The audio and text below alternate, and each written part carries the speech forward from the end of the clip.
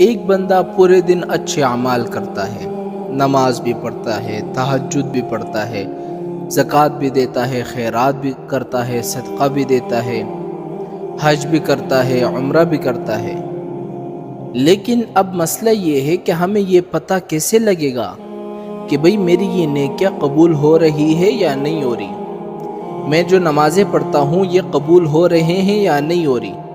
آج جو میں نے 5 نمازیں پڑھی ہے یہ قبول ہوئی کہ نہیں ہوئی؟ آج جو میں نے تہجد کی نماز پڑھی ہے یہ قبول ہوئی کہ نہیں ہوئی؟ آج جو میں نے خیرات کیا یہ قبول ہوا کہ نہیں ہوا؟ یہ ہمیں کیسے پتہ لگے گا کہ میں نے جو عمل کیا ہے وہ قبول ہوا کہ نہیں ہوا؟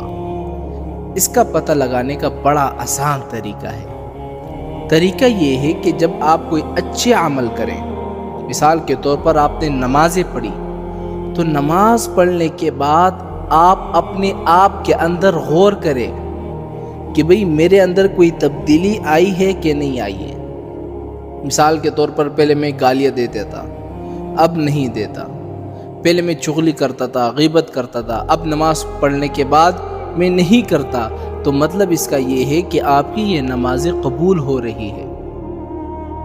پہلے آپ غیبت کرتے تھے، چوری کرتے تھے، ڈکیٹی کرتے تھے، حج کرنے کے بعد آپ نے یہ سب کام چھوڑ دیے ہیں، اب یہ سب کام نہیں کرتے، اس کا مطلب یہ ہے کہ آپ کا حج قبول ہوا۔ آپ نے خیرات کیا، صدقات دیے، اور اس کے بعد آپ نے اپنے اندر غور کی، پہلے جو گناہ میں کر رہا تھا، اس صدقے کے بعد، اس فطرانے کے بعد اور اس ثواب کے بعد، اس نیکیہ کے بعد اب میں یہ کام نہیں کرتا، تو اس کا مطلب یہ ہے کہ آپ کے یہ سارے اعمال قبول ہو رہے ہیں۔ لیکن آپ 5 نمازیں بھی پڑھتے ہیں، صدقہ بھی کرتے ہیں، خیرات بھی کرتے ہیں، زکوٰۃ بھی دیتے ہیں، حج بھی کرتے ہیں، پورے دن ہر روزانہ عمرہ بھی کرتے ہیں، لیکن اس کے باوجود آپ گناہ کرتے رہتے ہیں، روزانہ گالیاں دیتے ہیں، روزانہ غیبت کرتے ہیں، تو مطلب یہ ہے کہ آپ کا یہ عمرہ قبول نہیں ہو رہی۔ آپ نے جو نمازیں پڑھی ہے یہ قبول نہیں ہو رہی، آپ نے جو صدقے کی ہے یہ قبول نہیں ہو رہے۔